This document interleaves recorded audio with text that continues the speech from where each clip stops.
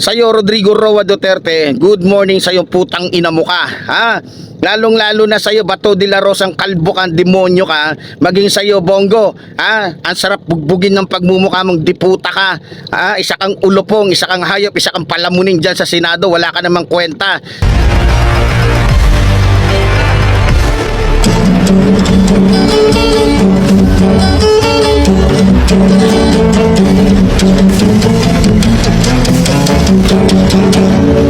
So ayun mga minamahal ko mga kababayan, magandang araw po sa inyong lahat at napakaganda po talaga ng panahon ngayon, ano?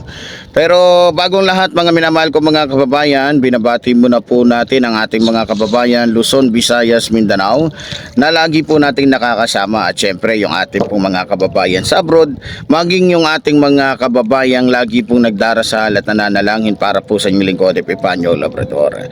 Okay, sa araw pong ito ay hinihingi ko po muli ang inyong suporta. Huwag po kayong mag-skip ng ads, at sana rin po ay i-share nyo po yung mga videos po na ating pinalalabas dito. So maraming salamat po sa inyong lahat.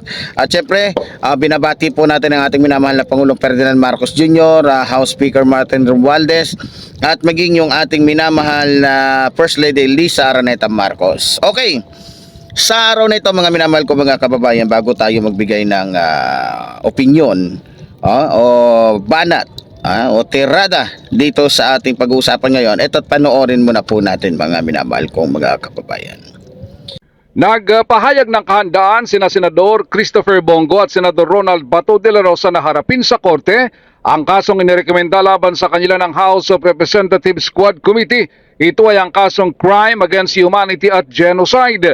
Ayon kay Go, nasa korte na ang desisyon kung sakali man at matuloy na sila ay makasuhan. Matagal na itong binanggit ni dating Pangulong Rodrigo Duterte na kasuhan sila sa korte kung may hawak silang ebidensya laban sa kanila kaugnay ng ikinasa nilang war on drugs. Binanggit din ng senador na nasa mga kababayan na natin ang humusga kung ano ang kanilang naramdaman na benepisyo sa giyera laban sa iligal na droga. Nagtataka lang ito na idinamay ng Quadcom ang mga wala namang kasalanan at walang kinalaman. Lahat na lang gustong makasuhan kahit hearsay lamang ang mga ebidensya na nakalap sa Quadcom hearing. Para naman kay Senador Ronald Bato de la Rosa, bahagi ng demolition job ang rekomendasyon ng Quadcom. Sa simula pa lamang ay intensyon nilang gibain ang mga Duterte at kanilang mga kaalyado. Kung sakali at hindi sila manalo ni Senator Go sa 2025 midterm election, ay wala nang hadlang sa ikinakasa nilang impeachment laban kay Vice President Sara Duterte. Ganun pa man ay tiwala si De La Rosa sa pagiging patas ng ating mga korte at papanig sa kanilang katotohanan. Binatikos nito ang ilang miyembro ng House Quadcom dahil nang nakaupo pa sa Malacanang si dating Pangulong Duterte ay suportado nila ang kampanya laban sa iligal na droga.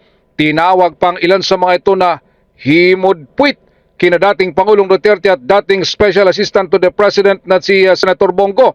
Ngunit ngayon, sila pa ang nangunguna sa pagbatikos sa war on drugs upang mapagbigyan lamang umano ang kanilang patron. Ayun, nakita nyo naman, ha? Nakita nyo naman mga minamahal kong mga kababayan, yung mga sinabi doon sa balitang napanood ho natin. So, nagbigay na ng paghahanda o ng pahayag etong mga tolongges na mga ulupong, mga tae, mga aso ni Rodrigo Roa Duterte. No? Naghahanda daw sila na harapin sa korte yung mga kasong sinampas sa kanila ng Quadcom. So, ewan lang natin, no? Kasi nakita nyo naman, puro paawa effect po yung kanilang mga sinasabi doon. Puro ang kanilang sinasabi para gusto nilang palitawin na naman na mali ang ginagawa ng ating mga congressman. Parang gusto nilang palitawin na mali ang ginagawa ng ating mga congressman na ipaglaban ng taong bayan. Parang gustong sabihin ng mga ulupong ni Duterte na mali yung ginagawa nyo. Kasi bakit nyo pinagtatanggol yung mga mahihirap? Bakit nyo pinagtatanggol yung mga Pilipino? Pare-pareho naman tayong mga politiko. Dapat tayong mga politiko ay nagkakaisa sa pagnanakaw sa pera ng taong bayan. Yan yata ang gustong sabihin ng mga aso nito ni Rodrigo Roa Duterte. Pero dahil hindi naman ganyan ang ating mga congressman, dahil hindi naman ganyan yung ating mga mambabatas, kaya hindi talaga sila makikiisa ha, hindi sila makikiisa dito sa mga alagad ni Rodrigo Roa Duterte. Tapos mayroon pag sinasabi dito, nagtataka daw sila. Ha? Nagtataka daw sila na bakit pati yung mga wala dong malay-malay ay dinadamay daw ng mga taga-Quadcom. Alam nyo mga minamahal ko mga kababayan, wag po kayo maniniwala. Hindi naman po mga bobo, hindi naman po mga tanga yung ating mga congressman. Alam nila yung kanilang ginagawa. Natural, kung makikita po ninyo mga minamahal ko mga kababayan, halos lahat po ng kanilang inimbintahan o pinapunta sa kamera, sila po ay nasama kasi sa mga testimonya na ipinalalabas po ng kanilang mga resource person. So, kapag kami sinasabi po yung mga resource person na ganitong pangalan, para po ito ay maging makatotohanan, para po ito ay lumabas na totoo, kailangan imbestigahan yan, no? So kung sino yung binabanggit doon na pangalan, ipapatawag po nila yan para malaman kung totoo ba yung sinasabi ng resource person na yon. Kaya nga, 'di ba, humaba ng humaba, dumami ng dumami, lumawak ng lumawak, marami ng nainbag kasi dahil nga sa bawat taong naiimbitahan nila natutukoy po't nalalaman kung sino-sino pa yung mga kasapi, mga kasama, mga kasabwat nung nakaraang administrasyon sa kanilang pang-aabuso sa kanilang mga pera at kapangyarihan. Ganun po yun. Ngayon, kung sino-sino man yan na nasama sa kaso o kakasuhan ng Quadcom, yan po ay may dahilan mga minamahal kong mga kababayan. Hindi naman po sila katulad ni Rodrigo Roa Duterte na para lamang mawala yung hadlang sa kanilang pagkakalat ng shabu sa buong Pilipinas, pinakulong nila si Laila de Lima. Ha? Alam naman po siguro ng lahat yan at hindi mapapasinungalingan ng lahat yan. Nakita nyo naman halos lahat noon mga minamahal kong mga kababayan, katulad ni Senador Antonio Trillanes. 'Di ba? Kung maaalala ninyo 'di ba, libre na. Pero anong ginawa ni Rodrigo Roa Duterte? Inipit. Magagaling lang talaga sila magsalita mga minamahal ko mga kababayan, pero yung kanilang mga sinasabi, sila din naman ang gumagawa nun mga minamahal ko mga kababayan. Kung sino man ang nang-iipit, kung sino man ang nandadamay, kung sino man yung nagtitrip, na kung sino-sino na lang ang pinapakulong kahit wala namang ebidensya, walang sapat na batayan, yung dating administrasyon, kitang-kita nyo naman kung gaano sila kakupal. Kitang-kita nyo naman kung gaano sila kagago, kung gaano sila kawalang niya, kung gaano sila kademonyo, 'di ba? Kaya ang tawag ko sa pamilyang Duterte, mga putang ina ninyo, 'di ba? So yan ang katotohanan mga minamahal ko mga kababayan na hindi natin pwedeng pasinungalingan, 'di ba? Tapos sasabihin pa ng mga tsulukoy nitong ni Bato de la Rosa, ni Bongo, naniniwala sila na magiging patas ang hukuman. Alam nyo, sa totoo lang mga minamahal ko mga kababayan, ang bumaboy lang naman sa gobyerno noon, ang bumaboy lang naman sa batas noon, mga Duterte lang naman Sila lang naman yung yumapak bumaboy, kumbaga sila lang yung dumungis, tapos ngayon pag nagsalita si Bato de la Rosa, akala mo tunay, akala mo hindi demonyo yung hinayupak, di ba? Di ba? So, huwag ka mag-alala Bato de la Rosa, huwag ka mag-alala Bongo. Hindi naman katulad ng aming pangulo, yung pangulo ninyo, na malademonyo yung utak. Nakikita nyo naman siguro, hinahayaan na nga lang ng aming pangulo kung ano yung gusto ng taong bayan. Tapos gustong sabihin ni Bongo at saka ni Bato na hayaan na lang natin na mga Pilipino ang humusga. Putang ina mo ka.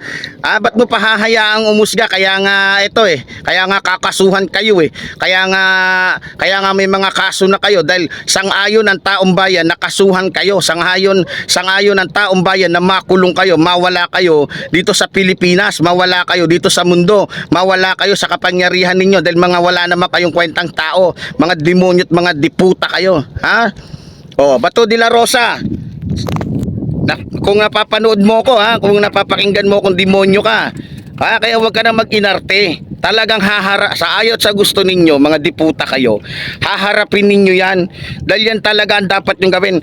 humarap sa mga kasong isasampa sa inyo para kayo ay makulong na, nang sa ganon ay hindi na kayo pakalat-kalat pa dyan sa Senado, mga wala naman kayong kwenta, mga pakainin lang kayo, mga palamunin lang kayo ng mga Pilipino, mga wala naman kayong sinabi.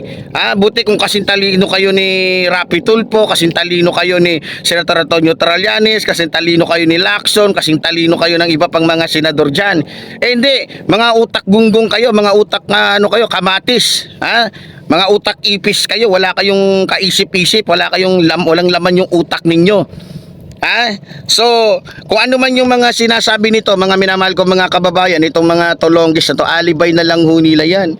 Alibay na lang po nila yan, mga minamahal kong mga kababayan. Sa totoo lang, tulad doon ng sinabi natin kahapon, lumabas po sa pagsusorbi, lumabas po sa pag-iimbestiga ng Quadcom na wala namang naging pakinabangan yung ano nila, yung tawag nito, yung kanilang war on drugs na pumatay lang ng 30,000, na kung saan yung pinatay nila, mga walang kamuang-muang, yung pinatay nila, mga kalaban nila sa negosyo sa droga, pero yung mga kakampi nila, yung mga kasama nila, hindi nila pinatay kasi nga mga kasama nila, di ba?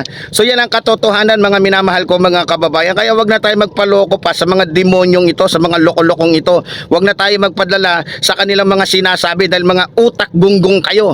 Kaya sa'yo, Rodrigo Roa Duterte, good morning sa'yo, putang ina mo ka. Lalong-lalo na sa'yo, Bato de la Rosa, ang kalbo kang demonyo ka.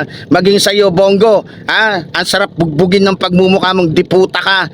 Isa kang ulupong, isa kang hayop, isa kang palamuning dyan sa Senado. Wala ka namang kwenta kung ano-ano mga kadramahan ng sinasabi mo. Talagang makukulong kayo. Tapos gusto nyo pang sabihin na kaya ginigipit kayo, political demolition ba yun, sabi niya? Alam nyo kung sino man gumagawa niyan, kayo yun. Kayo ang gumawa, kayo ang unang gumawa nun. Bato de la Rosa, baka nakalimutan mo, wag mong linlangin ng taong bayan. Ano sinasabi mong kaya kayo tinitira, kaya kayo ginigipit, kaya kayo ginaganyan para matuloy yung impeachment? Kahit nandyan kayo, kahit pa isang damukal kayo dyan, tuloy ang impeachment labang kay Sara. Dahil hindi naman nakikialam ang aming mahal na Pangulo sa kagustuhan ng taong bayan. Hindi nyo ba alam na taong bayan ang may gusto? Dati kala ninyo isa lang ang magpapail ng impeachment, ngayon 5 na. Ibig sabihin lamang yan, mga tulonggis kayo, taong bayan na ang may ayaw kay Sara Duterte dahil sa kanyang pagnanakaw, dahil sa kanyang pandarambong, dahil sa kanyang pagsisinungaling, dahil sa kanyang pagiging garapal kung mambuhaya sa pera ng taong bayan. Kaya Bato de la Rosa, kaya ikaw Bongo, kaya ikaw Digongyo, magsitigil kayong tatlo, baka pagsasampaling ko kayong tatlo, baka pag di ako makatiis sa inyo, pagkukumpuling ko yung mga pagmumukha ninyo, Umayos ka, Rodrigo Roa Duterte, alam ko nasa katinuan ka pa. Nagkukunyari-kunyarian ka lang na ulyanin ka, baka pag binugbog kita ngayon matauhan ka, Rodrigo Roa Duterte, wag magano style mo talagang demonyo ka. Maayo magwa ko kaila sa imo ang demonyo ka. Yawa gyud kang dako ba? Yawa kang dako. Mura magway kay balo sa imo ang mga taga Davao. Ang mga taga Davao dila nakakuan himo kay sa imo kay kuan man ka, utok demonyo man kang yawa ka. Wa may mahimo ang mga tao di sa Davao kay imo manghadlo kung pistiha ka. Yawa ka, basta mga Duterte tatak magnanakaw. Basta mga Duterte tatak na mamamatay tao. Basta mga Duterte tatak traidor. Tandaan niyo yan, mga minamahal ko mga kababayan. Kaya muli, tulad po ng sinasabi ng inyong lingkod, mabuhay po ang ating ng bayan, mabuhay po ang nagmamahal sa ating ng bayan. Maraming salamat po.